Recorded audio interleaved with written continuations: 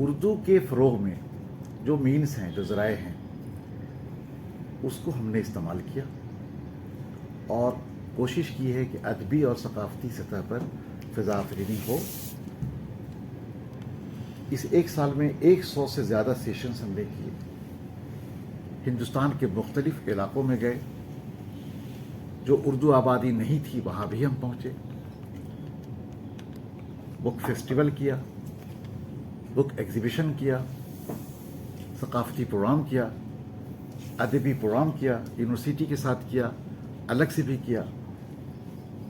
अब ये अच्छा किया या और अच्छा किया जा सकता था, इन तमाम का जजमेंट आप करेंगे। 2-3 अहम काम है जो हमने अपने ज़माने में किया। एक तो इस ऑर्गेनाइजेशन को सबके लिए बना दिया। ऐसा नहीं है कि एक ही कम्युनिटी जो एकेडमिक कहती है खुद को, उनके लिए ही था। हमने क्रिएटिव राइटर को मौका दिया, हमने बच्चों के राइटर को मौका दिया, हमने बच्चों को अपने साथ जोड़ा, नई नस्ल को जोड़ा, नौजवान को जोड़ा। ये मुझे लगता है कि यही हमारी नस्ल है जो आगे जा कर के उर्दू के फ़रोग़ में रोल प्ले करेगी। इसके अलावा वर्ल्ड उर्दू कॉन्फ्रेंस जो वाकई में तहत्तुर का शिकार थी, 2019 के बाद फिज़िकली वर्ल्ड उर्दू कॉन्फ्रेंस नहीं हुई थी। शायद 2020 में हाइब्रिड मोड में हुई थी, लेकिन कितने लोगों को पता है कि हुई थी कि नहीं हुई थी, लेकिन रिकॉर्ड में है हमारे। हमने किया और सरकार की तरफ से हमें भरपूर सपोर्ट मिला। 2 और अहम काम है जिसको मैं कह सकता हूँ। हमारी उर्दू दुनिया को आप में से कितने लोग जानते हैं, गर्ज मैंने सोशल मीडिया पर दिया है, हिंदुस्तानी ज़बान की कैटेगरी में FIP ने दूसरी पोजीशन का दर्जा दिया उर्दू दुनिया को। और उसका प्रॉपर अवार्ड लेने हमारे अजमल साहब गए, जिसको स्मृति ईरानी ने दिया था। और FIP के बारे में सबको पता होना चाहिए कि federation of Indian publishing industry का भीष्म पितामह है ये लोग। जब वो इस बात को एक्सेप्ट कर रहा है कि कंटेंट और प्रोडक्शन क्वालिटी के एतबार से हमारी उर्दू दुनिया नंबर 2 है हिंदुस्तानी ज़बान के ज़ुमरे में, तो ये बड़ी बात है अपने आप में। तो जहाँ तक हो सका है उर्दू के तमाम जो लोग हैं अलग अलग फील्ड के, उनको जोड़ने की कोशिश की है। इसी साल हमने इसी फाइनेंशियल ईयर में एक साथ 5 जगह प्रोग्राम किया था। 23 अप्रैल को एक साथ, मतलब 5 हिंदुस्तान की दिल्ली के अंदर जो 4 यूनिवर्सिटी है उसमें, और एक यहाँ हेडक्वार्टर में, एक दिन में। और शम्स इकबाल सिर्फ एक जगह गया था। तो ये सब मैं समझता हूँ कि इसको आप उस लेवल पर जज करें कि जो हमारी स्कीम है, जो भारत सरकार की बनाई हुई स्कीम है, उसके तहत हम बेहतर से बेहतर करने की कोशिश कर रहे हैं। अभी हमने कुछ वक्त पहले आप लोग से कहा कि स्क्रिप्ट के तहफ़्फ़ुज़ की बात होती है, लेकिन इस बात को फोकस किया जाना चाहिए कि कौमी उर्दू काउंसिल 1 लाख से ज़ायद लोगों को 1 साल में उर्दू स्क्रिप्ट से रोशनास करा रही है। जब इदारा काम कर रहा है उसकी पजीराई भी होनी चाहिए, और अगर इदारा नहीं काम कर रहा है तो उसकी इस्लाह की गुंजाइश पैदा करनी चाहिए, बजाय इसके कि तनकीद सिर्फ करना है। अगर किसी में कुछ कमियां निकालनी है तो आप करिए, आपको इख्तियार है। लेकिन 1 साल जो हमने किया है वो आप लोग के सामने है। इस हवाले से अगर कोई भी चीज़ आप लोग के जहन में हो, मैं तो स्पीच देने का ऐसे भी बहुत कायल नहीं रहा, लेकिन आप लोग के जहन में भी अगर कुछ सवालात होंगे तो जो कुछ बन सकेगा मैं आप लोग के सामने अपनी बात को रख सकूँगा। आपने कहा कि जो सपोर्ट मिलनी चाहिए थी वो नहीं मिली, ये इशारा किसकी तरफ है, उर्दू वालों की तरफ है या हुकूमत की तरफ? नहीं, हुकूमत से तो जो सपोर्ट मिली है उसके बारे में तो आप लोग बिलीव भी नहीं कर सकते। ये हमारी आदत है कि हम लोग सिर्फ शिकायत पर लगे रहते हैं। ये आज नहीं, कौमी उर्दू काउंसिल शुरू से ही, कौमी उर्दू काउंसिल एक सरकारी इदारा है, ये सबके जहन में ये बात वाज़ेह होनी चाहिए। एक गवर्नमेंट कोऑर्डिनेशन है, सबको पता है। तो गवर्नमेंट कोऑर्डिनेशन है तो गवर्नमेंट की सरपरस्ती के बगैर तो आप कर ही नहीं सकते कुछ भी। तो जो गवर्नमेंट का सपोर्ट है तो उसका तो शुक्रगुजार सबको होना चाहिए। हमें तो अपनों से ज़्यादा शिकायत है, जितना कुछ जो चीज़ें कही जा सकती हैं उसके बारे में कम कही जाती हैं। जिस चीज़ों के बारे में जो काउंसिल 10% जो उसकी स्कीम का हिस्सा है उसी के बारे में बात होती है। मेरा ख्याल है कि आप लोग क्लियर हैं इस मामले में कि जो हमारी स्कीम्स हैं, जो हमारा तरीक़ाकार है, जो हम करते हैं, उसका 10% हिस्सा कोई ऐसी चीज़ हो सकती है कि किसी टेक्निकल रीज़न से हम नहीं कर पा रहे हैं, उस पर ही सब कुछ बात होती है। 10% वही किताबों की शर्त और माली ताउन माली ताउन और ये है क्या? बल्क परचेज वगैरह नहीं, क्या? ये चीज़ को आप कभी गौर करें। असल में लोगों की नज़र इन्हीं चीज़ों पर रहती है ना, यही दिखाई देती है। अगर इन चीज़ों पर रहती है, अच्छी चीज़ है, बहुत अच्छी स्कीम है और ये इंशाल्लाह हम करेंगे। एक साल नहीं किया, इस साल करेंगे। लेकिन कभी कभी ये भी तो हम सोचें कि हमने खुद उर्दू वालों ने इसका किस लेवल का इस्तेमाल किया, खा वो बल्क परचेज में हो, खा सेमिनार में हो। काउंसिल ने आपको कह दिया कि भाई आप सेमिनार के लिए आपको ग्रांट दे दी, सरकार ने कहा ना करने के लिए काउंसिल के डायरेक्टर को, आपने ग्रांट ले ली। मेरे पास बहुत एग्जाम्पल है, मैं नाम नहीं लूँगा, 50 से ज़्यादा होगा, मेरे सब टीम भी बैठी हुई है। आपने प्रोग्राम ही नहीं किया, ना पैसे वापस किए। हाँ, आप बात समझ लीजिए, जी जी। ये मैं ऑन रिकॉर्ड बोल रहा हूँ। सेमिनार के लिए ग्रांट गई तो रूल के हिसाब से आपको 18 मंथ के अंदर उसको यूटिलाइज करके हमें एक यूटिलाइजेशन सर्टिफिकेट दे देना चाहिए। हमारे पास लिस्ट मौजूद है जो हमने रिमाइंडर भेज करके रिकवरी कराई। क्या पुरन साहब जी, इस पर कभी कोई बात नहीं करता। बल्क परचेज भी वही सूरत हाल है कि अच्छी किताबें अगर हों तो सबको अच्छा लगेगा ना। चूँकि बल्क परचेज की स्कीम जो हमारी है बेहतरीन स्कीम है। इसमें जो किताबें हम खरीदते हैं वो लाइब्रेरी में जाती हैं और लाइब्रेरी में किताबें महफूज होती हैं जिसको बहुत दिनों तक लोग इस्तेमाल करते हैं। तो आप कैसी किताबें हमें दे रहे हैं, हमें क्या लेना चाहिए? तो इस पर भी हम उर्दू वाले खुद भी तो गौर कर सकते हैं। बहुत मेरा सवाल आपसे ये था कि जो रूटीन वर्क हैं काउंसिल के, प्रमोशन ज़बान का, उसके लिए माहौल तैयार करना, उसके लिए एग्जीबिशन लगाना और बहुत सारे काम हैं, आपने अपने इस एक साल के दरमियान क्या कुछ ऐसा किया जो बताने लायक है? ये तो बेहतर आप समझ सकते हैं।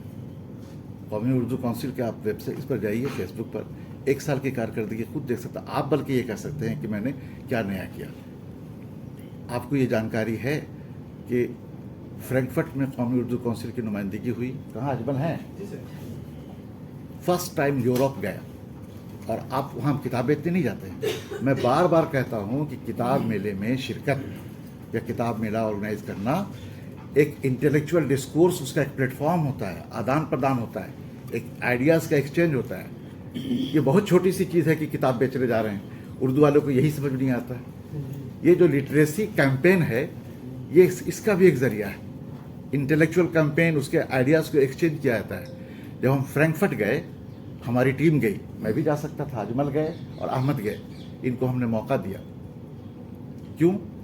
यही हमारे एसेट हैं। मैं आज हूँ, कल चला जाऊँगा, लेकिन जो ये सीखेंगे सही। उसी को कंटिन्यू करेंगे। कोई डायरेक्टर नहीं होता जो फ्रैंकफर्ट खुद नहीं जाता। और ये मौजूद है मेरी टीम कि मेरा भी अप्रूवल था, मेरा भी क्लियरेंस था, लेकिन इन लोगों से पूछिए मैं नहीं किया क्योंकि मेरे पास दूसरा काम भी था। ये कब की बात है सर? ये फ्रैंकफर्ट वाला? अक्टूबर। ये कारकर्दगी आप इसको हल्के में ना लीजिए, इसलिए कि तो शायद हो चुका है। मैं जो ये पूछ रहे हैं तो मैं ये कह रहा हूँ कि आप वहाँ आप जाएंगे तो ये महसूस होगा कि किस लेवल पर किताबें शाये हो रही हैं, कंटेंट लेवल पर किस चीज़ें किस तरह हो रहा है। आपके स्टॉल पर दुनिया की नज़र होती है, आते हैं देखिए, अच्छा उर्दू भी पढ़ाई जाती है वहाँ, उर्दू का ही पब्लिशिंग है वहाँ हिंदुस्तान में। ऐसा पूछा होगा इनसे, ये मौजूद है यहाँ पर। छोड़ दीजिए इतनी बात, हिंदुस्तान के जो लोग गए थे उसमें बहुत लोगों को पता नहीं कि उर्दू काउंसिल कोई सरकारी अदारा है, जो कि नहीं भाई, इसलिए कि गवर्नमेंट के बहुत सारे, आपको भी नहीं पता होगा कि और सब क्या अदारा। ये वाकई बात सच है, मुझे भी नहीं पता था। मुझे भी पता चला कहीं से कि ये कोर्स रन होता है बहुत स्ट्रगल करने के बाद, जबकि मैं जर्नलिस्ट हूँ, पर ये बात मुझे भी नहीं पता थी कि कौमी काउंसिल कोई उर्दू का कोर्स करता है। बड़ी मुश्किल से अजमल आप बताइए, इनका तजुर्बा होगा, मैं तो गया नहीं हूँ, अजमल बताएंगे। चूंकि मेरा अपना एक्सपीरियंस है, जब हम जाते हैं हम कहते हैं कौमी उर्दू काउंसिल है, सरकार का इदारा है, तो कई सरकारी जो लोग होते हैं ना, सपोज कि तमिल में कोई है, संस्कृत के कितने ऑर्गेनाइजेशन आप जानते हैं, नहीं जानते हैं। नहीं। सरकार के कई इदारे होंगे जिनको हम नहीं जानते हैं, तो उनके बीच में भी एक तालमेल हमारा नहीं होता है, जबकि सब लैंग्वेज कॉन्स्टिट्यूशनली हिंदुस्तान की ज़बान है ना सब। सर इसको नॉन उर्दू स्पीकिंग लोगों में किस तरह प्रमोट, मतलब मेरा ये पर्सनली थॉट है कि मैं बहुत लोगों को जानती हूँ जो मेरी तरह जिनका बैकग्राउंड रहा है उर्दू में पर अब नहीं है और वो पढ़ना चाहते हैं, और कईयों को कौमी काउंसिल के बारे में आप मेरा यकीन जाने उर्दू वालों के अलावा जनरल आम पब्लिक में नहीं पता है लोगों को कि कौमी काउंसिल कोई ऐसा इतना ज़बरदस्त डिप्लोमा रन करता है। इसके इतने सेंटर हैं अक्रॉस कंट्री, आप किसी भी शहर में जाएंगे हर जगह सेंटर है। इसको प्रमोट करने की ऐसा ज़रूरत प्रमोट करना चाहिए या उसको करने के लिए कोई थॉट है तो वो बताएं सर। देखिए, आप ये मैडम ने यहाँ से डिप्लोमा कोर्स किया है और उर्दू में किताबें लिख रही हैं। एक बात मैं बताऊँ आप लोगों को, शायद किसी को पता नहीं होगा, कभी जानने की कोशिश की नहीं आप लोगों ने, मुझे नहीं पता, मैंने तो काफ़ी स्टडी किया। कौमी उर्दू काउंसिल मुख्तलिफ स्कीमों के ज़रिए 1 लाख से ज़्यादा लोगों को स्क्रिप्ट सिखाती है, 1 लाख से ज़्यादा हर साल। इसको कभी किसी ने फोकस क्यों नहीं किया? आज भी हो रहा है। 1 लाख से ज़ायद लोगों को उर्दू स्क्रिप्ट काउंसिल सिखा रही है। जब मैं कहता हूँ कि ये एक एसेट है, एक असासा है, ये अपने सेंटर्स के जरिए मुख्तलिफ स्कीम हमारी जो है सेंटर के जरिए चलती है। 1 लाख से ज़्यादा रिकॉर्ड है मेरे पास। मतलब बैक वक्त जी, बैक वक्त 1 साल में। जो आपके सेंटर उसी की तरह। जी, मैं ये कह रहा हूँ इसलिए कि मेरे डिस्टेंस कोर्स में 60,000 बच्चे उर्दू सीख रहे हैं। ठीक है, ऐसा कोई है कि ये मुस्लिम बच्चे हैं कि नहीं, नॉन-मुस्लिम? नॉन मुस्लिम भी है। अच्छा, नॉन मुस्लिम भी है। आप जैसे लोग नहीं, हैं। क्योंकि मैं जहाँ जब जिस मरकज पे एग्जाम लिखने गई थी तो मैं वाहिद नॉन मुसलमान थी। ठीक है, आपकी अलग बात है, इसीलिए ये सवाल मैंने लेकिन पूछा। मैं इसलिए कह रहा हूँ कि ये कोई छोटी घटना तो नहीं लगती है। कंप्यूटर सेक्शन में हमारे 26,000 बच्चे हैं जो उर्दू भी है, उसमें 50% नॉन-मुस्लिम। नॉन मुस्लिम है। ठीक है, और उसके बाद उसमें 26,000 लोग तो टेक्नोलॉजी से भी सीख रहे हैं जो हमारा कंप्यूटर सेंटर सिखा रहा है। मेरे पास ऑनलाइन हिंदुस्तान से बाहर के लोग भी रजिस्टर्ड हैं 25,000 के आसपास। आप टोटल जोड़ लीजिए। इसको हाईलाइट करना चाहिए जो बात कर रहे हैं। इसकी कुछ तफसील मैं तफसील तो दे रहा हूँ, और क्या चाहिए? डिपार्टमेंट डायरेक्टर बोल रहा है, आप जाए, आपने कभी एनुअल रिपोर्ट पढ़ने की कोशिश ये की नहीं? 25,000 बच्चे जो उर्दू सीख रहे हैं ऑनलाइन मैंने बाहर मैंने टोटल बताया। मैं टोटल आपने 25,000 जो 1 लाख ऑनलाइन बताया आपने टोटल। 25,000 जो ऑनलाइन सीख रहे हैं, उसमें जो ऑनलाइन रजिस्टर्ड हैं उससे बाहर के भी लोग हैं। हम उन जगहों पर भी गए जहाँ पर उर्दू का कारी नहीं है। हम उनके लिए गए थे जो उर्दू से दिलचस्पी रखते हैं। मैं मिसाल के तौर पर पुणे गया था।